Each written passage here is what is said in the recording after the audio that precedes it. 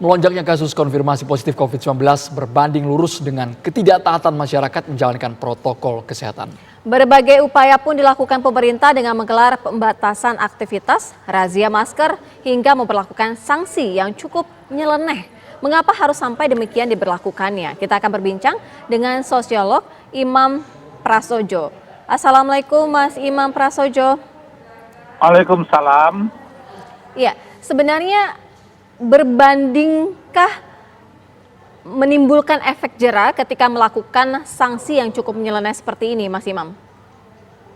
Ya, ini salah satu upaya ya, tapi menurut saya ini satu one shot sanction. Jadi sanksi yang cuma sepintas, satu satu tembakan lah kira-kira gitu ya.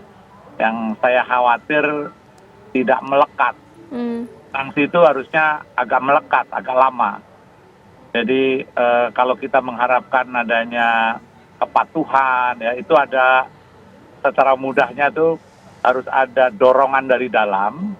Ya tentu dorongan dari dalam bisa di tahapannya tuh harus mengetahui mengetahui, memahami dan menyadari, terus kemudian termotivasi, itu dorongan dari dalam. Yang itu proses tahapan itu memang tidak mudah ya, harus melalui sebuah proses yang dengan beragam cara. Tetapi juga ada dorongan dari luar. Nah, dorongan dari luar seperti yang tadi ya, sanksi maupun ada upaya macam-macam ya sekarang lagi digalakkan. Tetapi harusnya bersifat melekat ya, tidak hanya satu tembakan terus kemudian yang diberi sanksi diharapkan akan mematuhi gitu, tapi harus lebih yang melanggar terus kemudian dalam jangka yang agak sedikit lama mendapatkan atau merasakan sanksinya, dan sanksinya bisa sanksi sanksi negatif dari lingkungannya ya, atau ya sanksi sosial yang secara lebih melekat. Misalnya tadi diumumkan orang itu, terus kemudian dia mendapatkan fasilitas atau tidak mendapatkan fasilitas yang didapatkan dalam jangka tertentu dan sebagainya lah. Jadi bisa beragam cara kita memberikan dorongan-dorongan eksternal yang lebih jangka sanksinya itu tidak one shot, tidak sekali saja, tetapi lebih panjang. Dengan cara dimasukkan ke dalam peti mati, kemudian dimasukkan ke dalam mobil ambulans, bahkan ada yang diajak ke TPU, tempat pemakaman umum. Menurut Anda efek jerahnya itu bakal bertahan jangka panjang atau sesaat saja ketika hanya waktu itu ketika diberikan sanksi saja? Saya kira sesaat. Jadi itu adalah salah satu upaya orang untuk inner drive-nya itu, dorongan dari dalamnya tuh supaya orang punya kesadaran, bisa berempati, bisa membayangkan bagaimana kalau dia tertular. Tetapi menurut saya mungkin itu menjadi sangat sesaat. Habis itu ya dia bisa lupa lagi. Tapi kalau misalnya contohnya adalah orang itu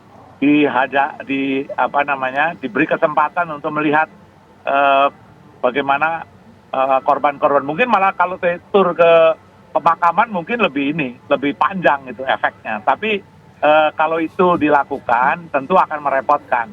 Tapi yang menurut saya jauh lebih bagus adalah di setiap komunitas ya, itu ada garda-garda penjaga ataupun pemberi contoh bagaimana protokol kesehatan itu dilakukan.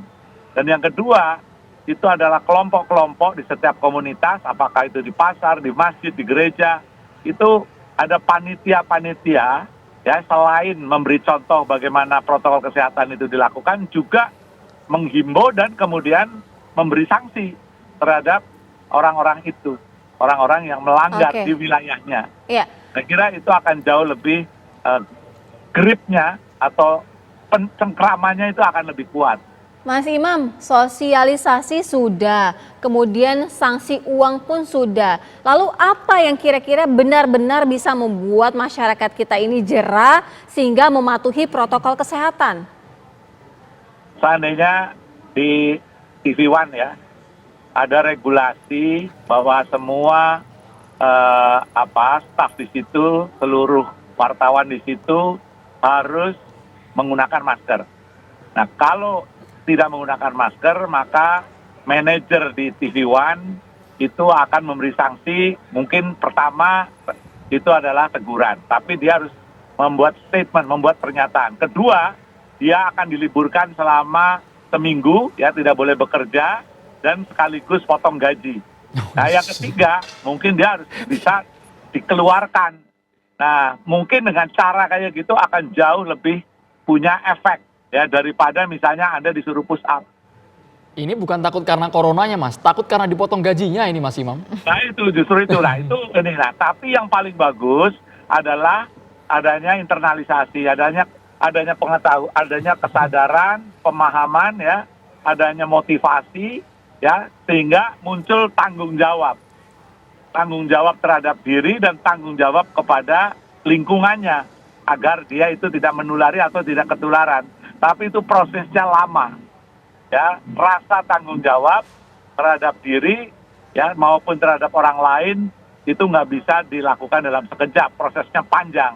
Oleh karena ini kita butuh yang cepat, maka harus ada dorongan external pressure, ya, dorongan eksternal yang memberi sanksi. Kalau Anda itu di kantor tetap juga melanggar, ya tentu Anda sanksinya Anda diskors selama berapa lama? Seminggu, sebulan.